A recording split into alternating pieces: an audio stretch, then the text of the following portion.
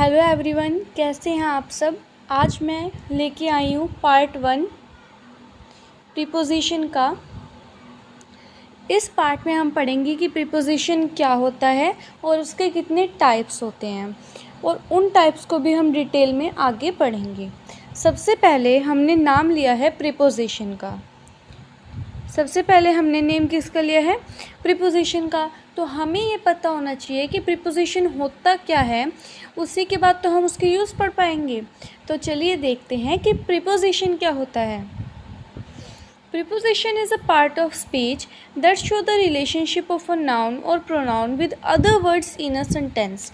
यानी कि प्रीपोजिशन एक पार्ट ऑफ स्पीच है, यानी प्रीपोजिशन एक स्पीच का पार्ट है जिसका जो क्या शो करता है, रिलेशनशिप शो करता है नाउन या प्रोनाउन का किसमें, किसी भी सेंटेंस में किसी दूसरे वर्ड के साथ। यानी कि सिंपल भाषा में अगर हम कहें तो किसी भी सेंटेंस में नाउन या प्रोनाउन के साथ दूसरे वर्ड का रिलेशन दिखाने वाले को ही हम प्रीपोजिशन कहते हैं, और ये पार्ट ऑफ स्पीच भी है। कहने का मतलब ये है कि अगर मान लो कोई भी सेंटेंस है, जैसे ये है there is a painting on the wall, यानी कि दीवार पर क्या है, एक पेंटिंग है। तो अब यहाँ पे नाउन या प्रोनाउन क्या है, यहाँ पे हमारा है नाउन। नाउन क्या है? पेंटिंग। तो पेंटिंग कहाँ है? दीवार पर है, और ये एक सेंटेंस है। सेंटेंस में किसी और वर्ड के साथ ये क्या दिखा रहा है, रिलेशन शो कर रहा है, और दूसरा वर्ड कौन सा है? वॉल। पेंटिंग का दीवार के साथ क्या शो कर रहा है? ये रिलेशन शो कर रहा है। कौन? प्रीपोजिशन। और इसमें प्रीपोजिशन क्या है? ऑन। और इसी के हमें आगे एग्जाम्पल दिखाए गए हैं, जैसे on, in, to, after, with, etcetera. Preposition के हमें नाम से ही पता चल रहा है कि ये क्या है। प्रीपोजिशन यानी कि प्री का मतलब होता है पहले वाला, और पोजीशन होता है कि उसका स्थान क्या है, उसकी पोजीशन क्या है। तो पहले की पोजीशन दिखाने वाला, या पोजीशन दिखाने वाला क्या कहलाता है? प्रीपोजिशन कहलाता है। और ये किसी भी सेंटेंस में नाउन या प्रोनाउन का रिलेशन दिखाता है किसी और वर्ड के साथ। और एग्जांपल देखते हैं जिससे कि अच्छे से समझ में आएगा।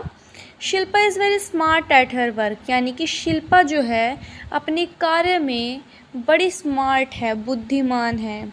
ठीक है, तो शिल्पा ये क्या हो गया, हमारा नाउन हो गया। शिल्पा क्या है? नाउन है। और वो बड़ी स्मार्ट है अपने वर्क में, तो वर्क क्या हो गया? दूसरा वर्ड हो गया। तो शिल्पा का अपने वर्क में स्मार्ट है, तो इसमें रिलेशन दिखाया जा रहा है शिल्पा और वर्क के बीच में।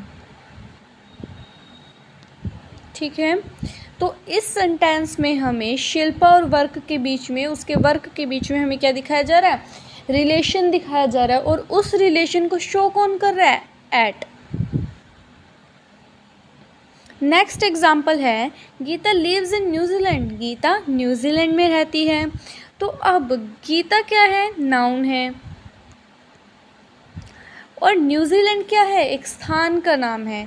तो गीता का न्यूजीलैंड से हमें यहाँ पे रिलेशन दिखाया जा रहा है कि गीता जो है न्यूजीलैंड में रहती है। अब न्यूजीलैंड में रहती है तो इसको कौन दर्शा रहा है? इन दर्शा रहा है। शिल्पा और न्यूजीलैंड के जो रिलेशन है उसको इन दर्शा रहा है, और इन क्या है? प्रीपोजिशन है, जैसे कि हम यहाँ पे देख सकते हैं इसके एग्जाम्पल में। ठीक है, हमने पढ़ा कि प्रीपोजिशन क्या होता है। किसी भी सेंटेंस में नाउन या प्रोनाउन का किसी और वर्ड के साथ जो रिलेशन दिखाता है वो प्रीपोजिशन कहलाता है, जैसे on, in, to, after, with, etcetera. इसके कुछ एग्जाम्पल पढ़े। अब प्रीपोजिशन को भी कई सारे भागों में बांटा गया है, तो देखते हैं। Classification of preposition. क्लासिफिकेशन का मतलब होता है बांटना। तो अब है, पहले है simple preposition. Preposition can be broadly classified into two main categories. Classification of preposition, preposition को जनरली टू टाइप्स में डिवाइड किया गया है। एक है सिंपल प्रीपोजिशन और एक है कंपाउंड प्रीपोजिशन। ये क्या है?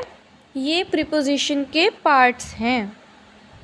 ठीक है, तो पहले हम पढ़ेंगे कि सिंपल प्रीपोजिशन क्या होता है, फिर हम पढ़ेंगे कि कंपाउंड प्रीपोजिशन क्या होता है। तो पहले हम देखते हैं सिंपल प्रीपोजिशन क्या होता है। Simple preposition are the basic और fundamental word which are not formed from any other words and which are used to denote place, time, etc. of the action। अगर हम जो लाइन है उसको ध्यान से पढ़े तो साफ साफ समझ में आ रहा है कि simple preposition are the basic और फंडामेंटल वर्ड्स, यानी सिंपल प्रीपोजिशन जो है बहुत ही बेसिक और फंडामेंटल मौलिक वर्ड्स हैं which are not formed from any other words. Simple preposition को हम किसी और वर्ड से नहीं बना सकते, यानी कि ये क्या होते हैं, स्वतंत्र होते हैं और हम इन्हें किसी और वर्ड से नहीं बना सकते। And which are use to denote place, time, etcetera of the action.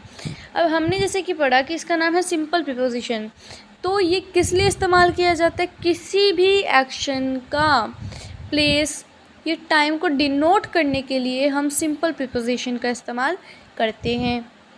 अगर किसी सेंटेंस में हमें प्लेस और हम देखते हैं कि प्लेस और टाइम को डिनोट किया गया, उसके बारे में बताया गया है कि वो यहाँ पे रहता है, ठीक है, या सॉरी एक्शन, किसी भी एक्शन के होने का प्लेस और टाइम जो बताता है वो सिंपल प्रीपोजिशन कहलाता है और ये किसी और वर्ड से नहीं बनता।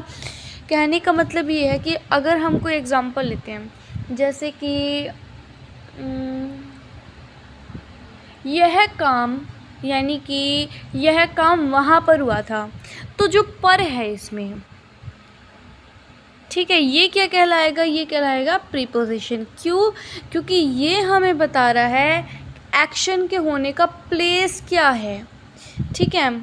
अब जो टाइम को दर्शाता हो कि यह वर्क, यह एक्शन इतने बजे हुआ था, 6 o'clock हुआ था, चलो ठीक है, तो 6 o'clock क्या है, ये तो हो गया टाइम। अब हमें बताना है कि प्रीपोजिशन क्या होगी, यह एक्शन 6 o'clock को हुआ था, यह एक्शन 6 o'clock को हुआ था, तो इसमें को जो है वो क्या है, प्रीपोजिशन। अब यहाँ पे हमें कुछ एग्जाम्पल दिए गए हैं सिंपल प्रीपोजिशन के, जिससे हम समझ सकते हैं कि सिंपल प्रीपोजिशन में क्या क्या आता है, जो प्लेस और टाइम को डिनोट करता है वो कौन कौन से प्रीपोजिशन है। फर्स्ट है at, from, of, out, to, with, by, in, of, over, up, under, for, into, on, till, upon, down. अभी हमने केवल ये फॉर्मेलिटी के लिए पढ़ा है, क्या चीज़, ये, ठीक है। अभी हम आगे ने बिल्कुल डिटेल में पढ़ेंगे कि इन सब का क्या क्या यूज़ होता है, कहाँ कहाँ पर इनका इस्तेमाल किया जाता है और ये कौन से टाइप के प्रीपोजिशन में आते हैं। है तो ये सिंपल ही, लेकिन सिंपल प्रीपोजिशन के भी पार्ट हैं, ठीक है, तो उनको भी हम अच्छे से डिटेल में पढ़ेंगे। एक बारी इनको और पढ़ते हैं। एक है एट, जो कि प्लेस को डिनोट करने के लिए जो है इस्तेमाल किया जाता है। एक है फ्रॉम, ये भी प्लेस को डिनोट करने के लिए और टाइम को डिनोट करने के लिए, दोनों के लिए जो है इस्तेमाल किया जाता है। Of, out, to, with, by, in, of, over, up, under, for, into, on, till, upon, down. Down भी जो है प्लेस को डिनोट करता है और ये कुल मिलाकर 18 हैं। कितने हैं? 18 हैं। अभी हमने पढ़ा है सिंपल प्रीपोजिशन, अब हम पढ़ेंगे कंपाउंड प्रीपोजिशन। अब हम पढ़ेंगे कंपाउंड प्रीपोजिशन किसे कहते हैं। तो यहाँ पे हमें दिखाया गया है कि there are generally formed by adding prefix such as a which means not, b which means by, to simple preposition. हमने पढ़ा था कि सिंपल प्रीपोजिशन क्या होता है। सिंपल प्रीपोजिशन क्या होता है, वो बिल्कुल फंडामेंटल होते हैं, बेसिक होते हैं, उन्हें किसी और वर्ड से नहीं बनाया जा सकता और वो एक्शन के होने का प्लेस और टाइम डिनोट करते हैं, यानी कि दर्शाते हैं। अब हम पढ़ रहे हैं कंपाउंड प्रीपोजिशन। कंपाउंड का मतलब क्या होता है, जो दो चीज़ों से मिलकर बना हो, जो मिलकर बना हो उसे हम कंपाउंड कहते हैं।